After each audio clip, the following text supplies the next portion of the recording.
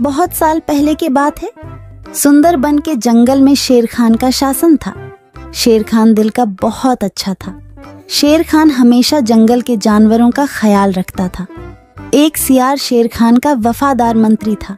वह जंगल में घूमता और सारे समाचार लाकर शेर खान को देता रहता था। एक दिन सियार शेर खान के पास आया और कहा, महाराज, जंगल के सभी जानवर कह रहे हैं आपके बाद इस सिंहासन पर कौन बैठेगा। इसीलिए ये सब कह रहे हैं कि आपकी शादी हो जानी चाहिए, क्योंकि आपका संतान ही आगे चलकर इस जंगल का राजा बनेगा। हाँ, जंगल की जानवर सही कह रहे हैं। मेरा संतान ही आगे चलकर इस जंगल का राजा बनेगा। इसीलिए मैं अवश्य शादी करूंगा। तुम शादी की तैयारियां करो। फिर शेर खान की शादी बड़ी ही धूमधाम से हो रहे थे। जंगल के सभी जानवरों को शादी में बुलाया गया था।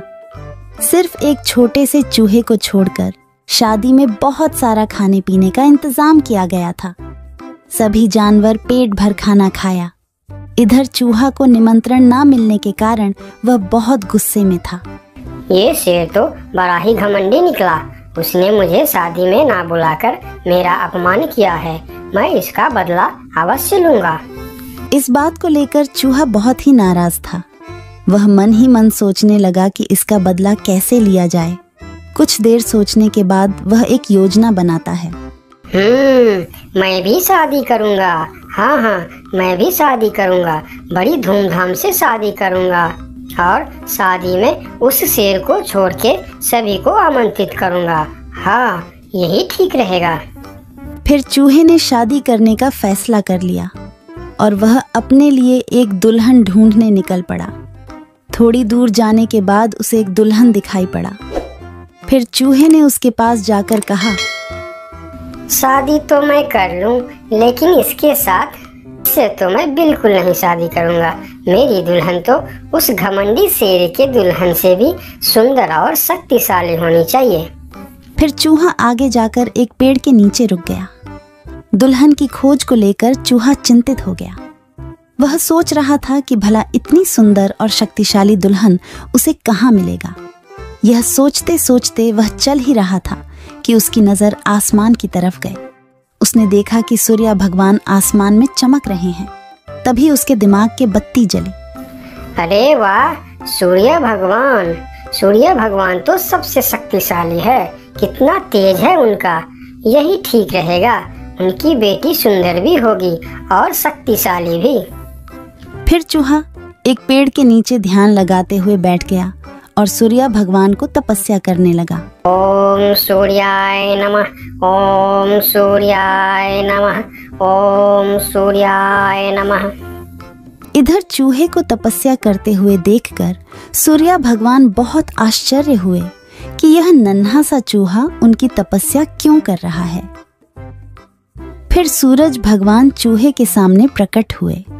बोलो नन्हे से चूहे, तुम मेरे तपस्या क्यों कर रहे हो? क्या चाहिए तुमको?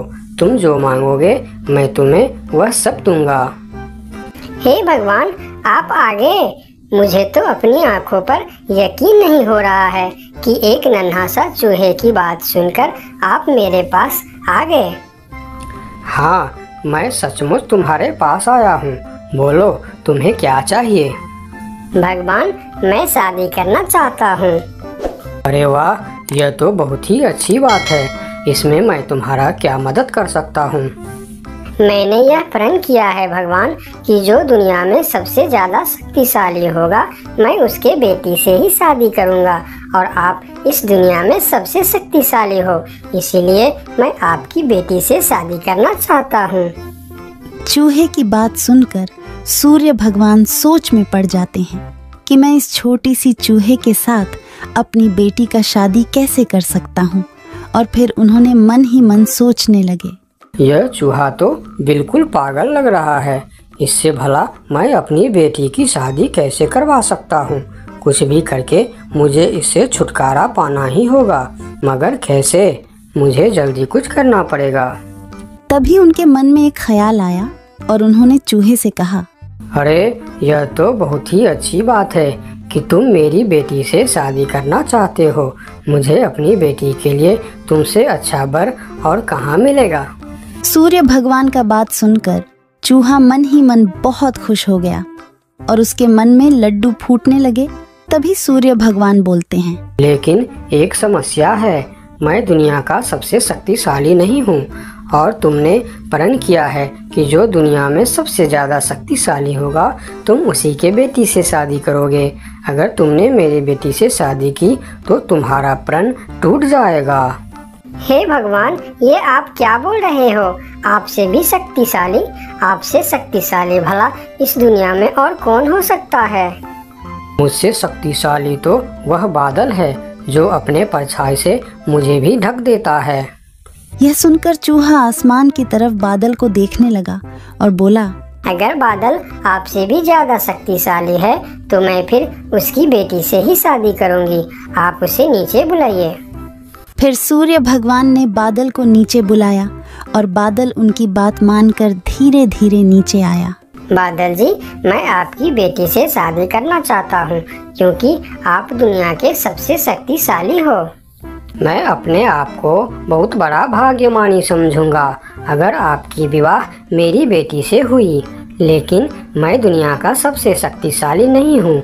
मुझसे शक्तिशाली तो हवा है जो हमें भी उड़ाकर दूर चला जाता है। अच्छा, तो यह बात है। ठीक है, फिर मैं हवा की बेटी से ही शादी करना चाहता हूँ। आप हवा को बुलाइए। फिर बादल ने हवा को बुलाया और हवा धीरे धीरे करके नीचे आया। फिर चूहा ने अपनी विवाह का प्रस्ताव हवा को बताया। फिर हवा मुस्कुराते हुए बोली, मुझे बहुत अच्छा लगेगा अगर मेरी बेटी की विवाह आपके साथ होता है, लेकिन मैं दुनिया का सबसे शक्तिशाली नहीं हूँ। मुझसे शक्तिशाली तो पर्वत है जो हमारे हवा के झोंकों को भी रोक देता है। आप उनकी बेटी से ही शादी कीजिए। फिर पर्वत को भी बुलाया जाता है और चूहे ने पर्वत के सामने भी अपना प्रस्ताव रखता है। पर्वत जी, आप दुनिया का सबसे शक्तिशाली है और मैं आपकी बेटी से शादी करना चाहता हूँ। क्या आपको कोई ऐतराज है? मुझे भला क्या ऐतराज हो सकता है? आप मेरी बेटी से विवाह करना चाहते हैं, यह बहुत ही अच्छी बात है, लेकिन मैं भी दुनिया का सबसे शक्तिशाली नहीं हूँ। ये आप क्या कह रहे हैं? मैं यकीन नहीं कर सकता कि आपसे शक्तिशाली भी दुनिया में और कोई होगा। हाँ है, मेरे शिखर पर एक मोटा सा चूहा रहता है। वह मुझे रोज कुतर कुतर के वहाँ एक बड़ा सा सुरंग बना लिया है और उसमें अपने बच्चों और परिवार के साथ रहता है। वह मुझसे भी शक्तिशाली है।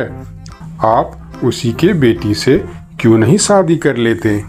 अगर ऐसी बात है तो फिर आप मुझे ले चलो उसके पास। मैं उसके बेटी से ही शादी करना चाहता हूँ। फिर सब मिलकर उस मोटे चूहे के पास जाता है और उसके पास उस नन्हा सा चूहा का शादी का प्रस्ताव रखता है।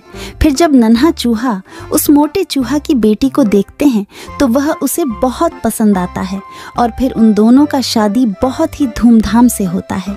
नन्हे चूहे ने जंगल की सारे जानवरों को निमंत्रण दिया, लेकिन शेर से बदला लेने के लिए उसने उनको निमंत्रण नहीं भेजा।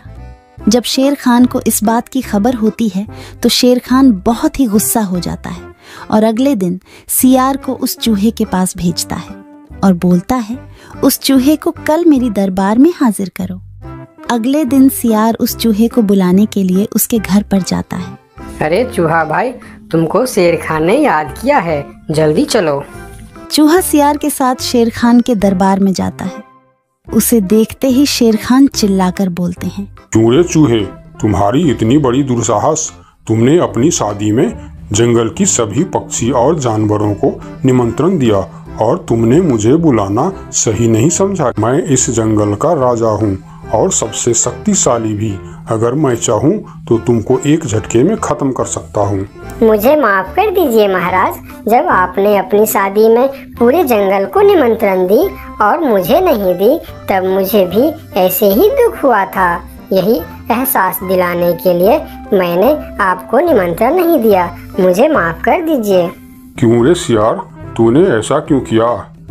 मैंने तो तुमको बोल दिया था कि जंगल के कोई भी पशु पक्षी छूटनी नहीं चाहिए। फिर तुमने इस चूहे को निमंत्रण क्यों नहीं दिया? मुझे माफ कर दीजिए महाराज, गलती हो गई। मैंने सोचा यह छोटा सा जीव, इसको क्या निमंत्रण देने का, इसलिए मैंने इसे छोड़ दिया था। मुझे आप माफ कर दीजिए। ठीक है, अगले बार से ध्यान रखना। मेरे लिए जंगल का हर जीव एक जैसा है।